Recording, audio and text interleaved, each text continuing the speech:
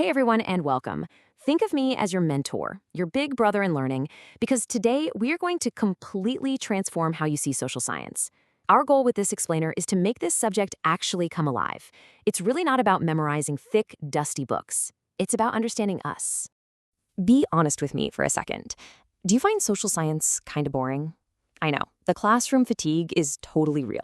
You might think it's just a bunch of old dates, dusty maps, and confusing laws that have nothing to do with you.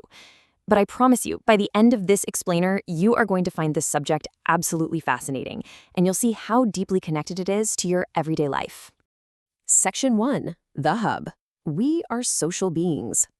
So, social science isn't some arbitrary collection of dead facts. It's the highly dynamic study of us. Think about how we usually frame the subjects we learn in school, right?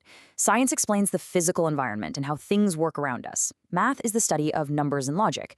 But social science? That is literally the study of humans.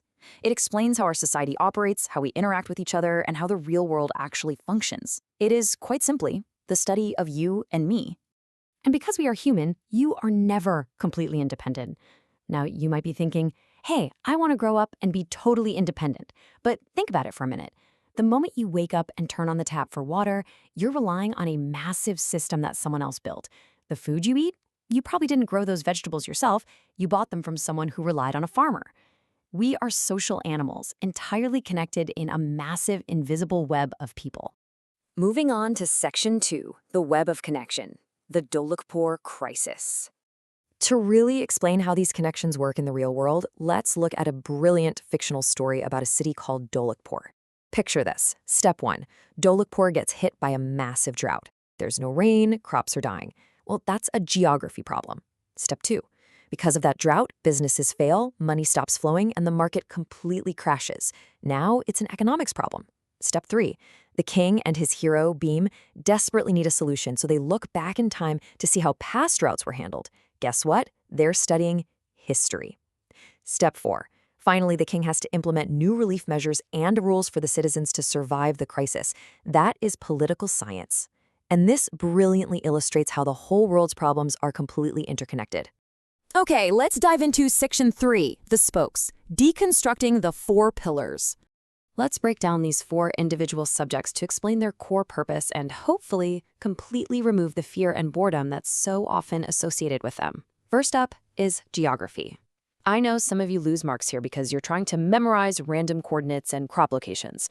But let's reframe it. Geography isn't just the study of the Earth. It is the study of the Earth as a home for humans. It explains how our environment directly impacts our daily lives, the choices we make, and our actions.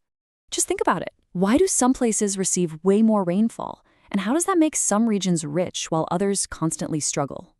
This explains so much. Geographical factors directly dictate our agriculture and our resources. It is exactly why the riverbanks of the Ganges are so densely populated with thriving, wealthy cities, while the desert villages in Rajasthan have totally different, much more challenging lifestyles. The environment literally shapes the human experience. Now think about our next subject, history. Look at the word itself. If you take out just a few letters, what are you left with? Story. History is literally just stories. It is not about memorizing the boring dates of when some ancient battle happened. It explains the fascinating human events, the intense drama, the heroes, and the evolution of our entire society. Think about these incredible eras for a second. The amazing richness of ancient India, the incredibly dark times of the 200-year British rule, the massive, heartbreaking sacrifices during the freedom struggle leading all the way up to 1947, and finally, the drafting of our Constitution. Understanding this past explains exactly who we are today. Knowing how the sati practice was ended, or how freedom fighters literally gave their lives so we could have the right to vote, that is what gives us our modern identity and our rights. Next up, we have political science. Broadly, it's the study of governance, lawmaking, and public participation. But honestly, political science is like a thrilling, binge-worthy web series about power, rules, and geopolitics. It explains how everyday citizens like us can actively participate, hold people in power accountable, and even become the government ourselves. It's the ultimate insider's guide to how the system actually runs. And then there's economics. This covers job creation, income generation, entrepreneurship, and business. Basically, this is where we explain how money moves, How do startups actually get born? How does a society sustain itself financially?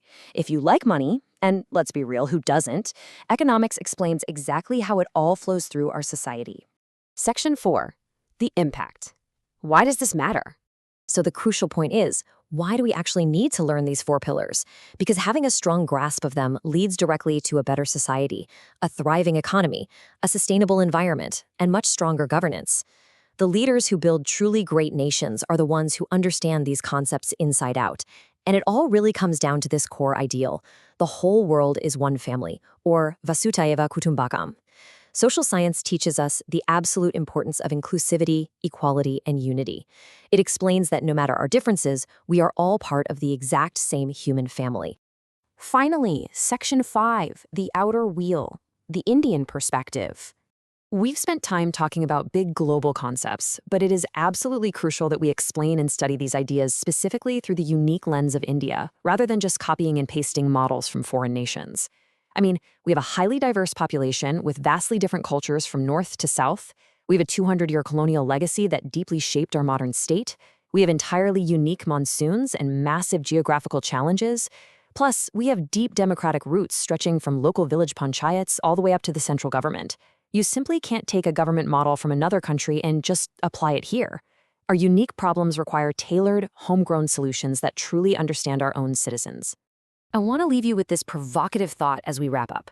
How does understanding our massive diversity actually help us build a better, more united future? Think about that for a bit. Our diversity isn't a weakness. It's a massive tool for progress, but only if we take the time to truly understand it. I really hope this explainer has completely changed your perspective on social science, and I honestly can't wait for you to dive into the next chapter with me, where we'll explore the shaping of the Earth's surface. Stay curious, keep learning, and I'll see you next time.